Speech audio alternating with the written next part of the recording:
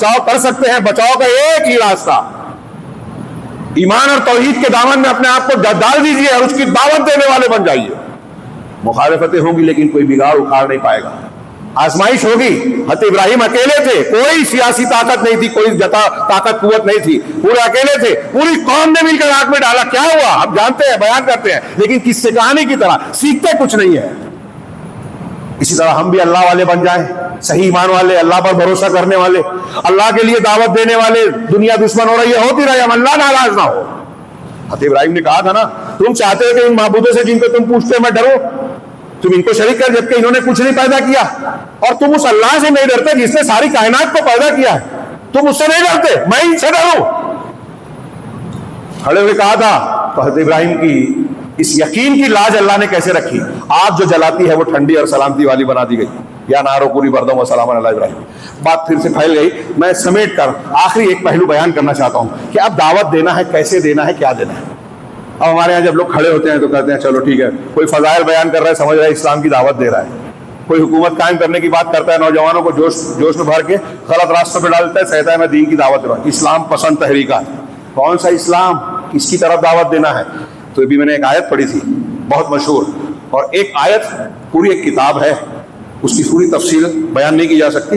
سرسری سے آپ مزید تدبر اور غور کیجیے. اللہ نے فرمایا، نبی کو خطاب کر کہا، ادعو الی سبیل ربک، اپنے رب کے راستے کی طرف دعوت دیجیے.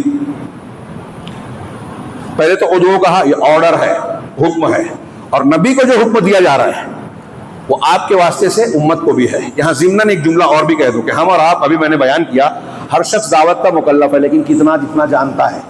اللہ کے رسول نے کہا کہ اگر میری ایک آیت بھی معلوم ہے تو لوگوں تک پہنچاؤ. تو ایک آیت لوگوں تک پہنچانا یہ الگ چیز ہے.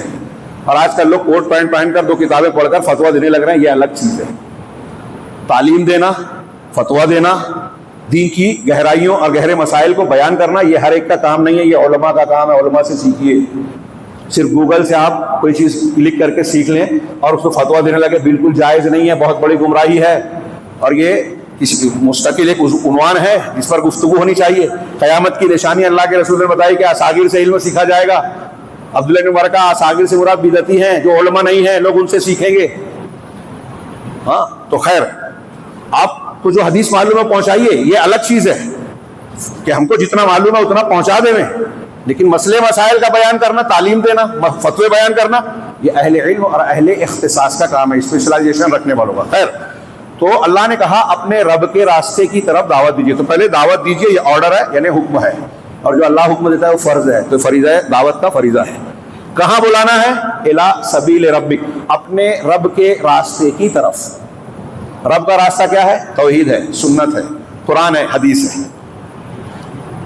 بزرگوں کی طرف نہیں بلانا ہے. ہمارے پیر صاحب یہ ہیں، ہاں وہ فلاں کتاب بزرگوں نے لکھی تو ان کی شخصیت کی طرف، ان کے مسلک کی طرف.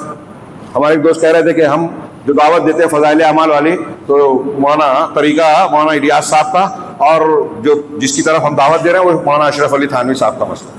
تو بتائیے، وہ بزرگ ہو سکتے ہیں، ہم ان کی مخالفت نہیں کرتے، لیکن ہمیں دعوت اللہ تعالیٰ نے کس کی طرف دینے کے لیے کہا؟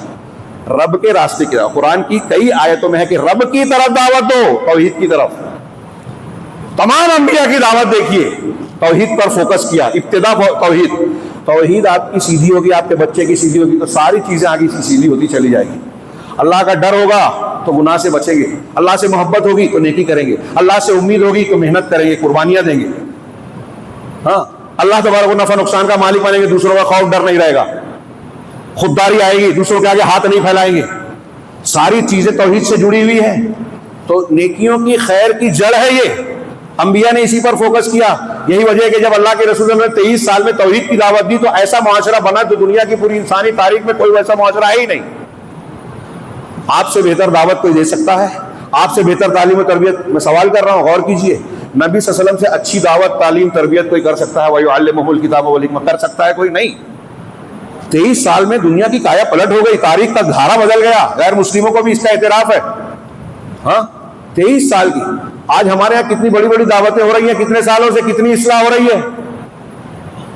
ایک آدمی چوری چکاری، شراب نوشی کر رہا ہے، اس کو توبہ کرا کے آپ لے آتے ہو، لیکن بدعت میں ڈال دیتے ہو. علامہ ابن تیمیہ اور دوسروں نے دلیلوں سے لکھا کہ چوری ڈکیتی اگرچہ گناہ ہے لیکن بدعت اس سے بڑا گناہ ہے. آپ چھوٹے گناہ سے نکال کر بڑے گناہ میں ڈال رہے ہو. آپ پہلے صحیح دین سیکھیے, سبیل رب جانیے کیا ہے, قرآن حدیث ہے. تو دعوت دینا فرض ہے. کہاں بلانا ہے؟ رب کے راستے کی طرف بلانا ہے, بالحکمہ.